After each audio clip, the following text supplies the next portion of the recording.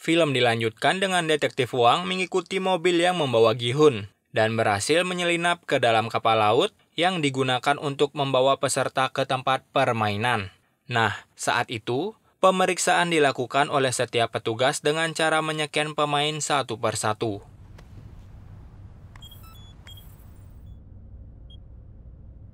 Huang yang menyamar jadi pemain pun sempat ketahuan oleh salah satu petugas. Tapi si Huang ini, dengan ilmu bela diri yang dibawanya, dia langsung membunuh petugas itu dan langsung mengambil pakaiannya.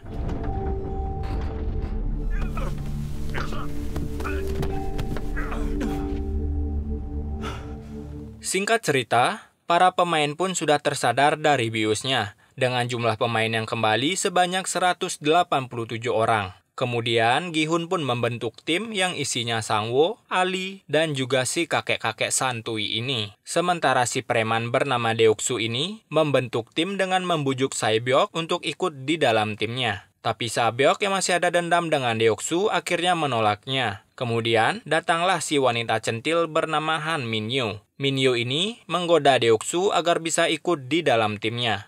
Tapi sayangnya Deok-su menolaknya dan malahan mengajaknya untuk gitu-gituan. Saat jam tidur, Min-yu dan Sae-byok pun pergi ke toilet untuk buang air kecil. Nah, saat di toilet, si Sae-byok ini membuka lorong ventilasi udara dan masuk ke dalamnya untuk mencari informasi. Sedangkan si Min-yu ini mengulur waktu dengan pura-pura sakit perut. Kemudian, saat menelusuri lorong, Sae-byok pun melihat orang-orang di tempat itu sedang mencairkan gula. Setelah mendapatkan sedikit informasi, Sae-byok pun kembali agar tidak dicurigai pengawas di tempat itu. Nah, saat itu, si Min-yu ini bertanya tentang apa yang dia lihat di atas sana. Dan pembicaraan itu tidak sengaja didengar oleh si Sang-woo. Paginya, sebelum permainan dimulai, para pemain harus memilih salah satu gambar dari bulat, segitiga, bintang, dan juga payung. Si Sang-woo ini mengingat perkataan Sae-byok kalau petugas di tempat itu sedang melelehkan gula. Seketika, dia pun tahu permainan apa yang akan dimainkan karena mengingat masa kecilnya. Tapi dia tidak memberitahu pada timnya sendiri dan menyuruh untuk berpencar dalam memilih gambar. Karena si Sang-woo ini sudah tahu, akhirnya dia memilih gambar segitiga. Dan sedangkan Gi-hun dengan tololnya memilih gambar payung karena sering dimarahi oleh ibunya. Dan permainan kedua pun dimulai.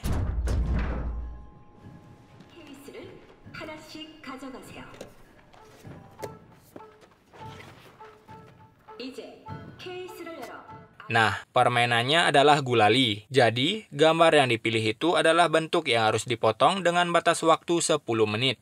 Dan kalau gambarnya patah, langsung. Saat itu, banyak pemain sudah ditembak mati.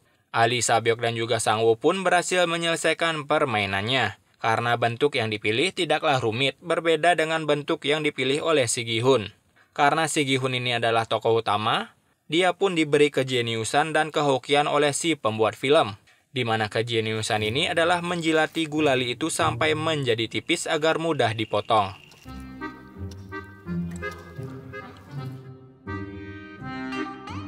Dan pemain lainnya yang melihat itu pun langsung mengikutinya. Saat detik-detik terakhir, Gi-hun pun berhasil menyelesaikan permainannya. Sementara yang tidak berhasil langsung tereliminasi. Nah, saat itu juga ada sedikit insiden di tempat itu, di mana salah satu peserta menyandra petugas bertopeng simbol kota ini karena gambaran miliknya patah.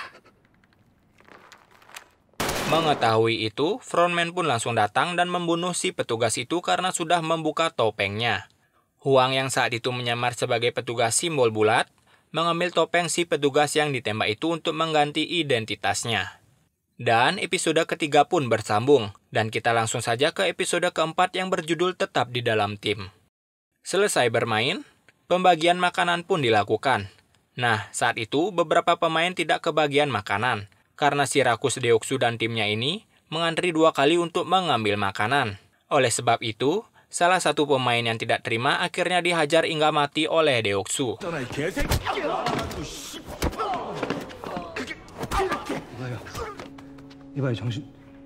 Dan anehnya lagi, hadiah uangnya bertambah karena pemain yang mati itu terhitung tereliminasi. Si Deoksu yang mengetahui itu mempunyai rencana untuk menyingkirkan pemain lainnya. Di samping itu, ada salah satu pemain yang berprofesi sebagai dokter yang ternyata bekerja sama dengan petugas di tempat itu. Saat itu, dia sedang membantu memutilasi pemain yang sudah mati untuk diambil organ-organnya yang kemudian dijual. Nah, si petugas di tempat itu bilang kalau malam ini akan ada perkelahian. Mengetahui itu, si dokter ini langsung meminta bergabung dengan tim Deoksu agar dirinya aman. Dan saat malam itu juga, perkelahian pun terjadi dengan memberi sedikit efek lampu remang-remang agar terkesan lebih menantang.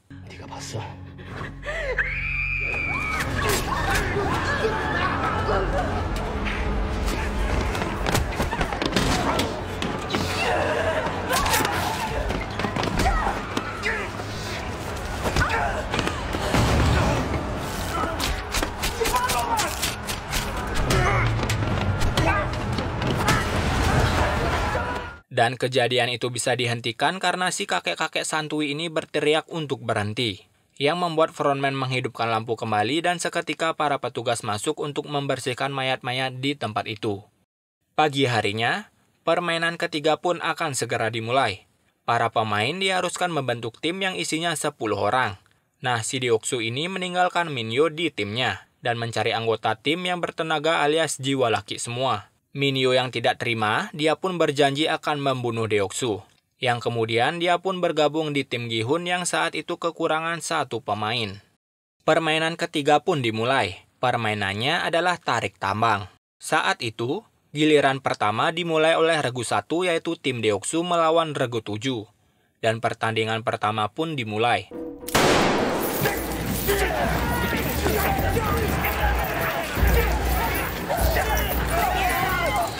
Nah, karena tim Deoksu ini orangnya barbar semua, dia pun berhasil menang.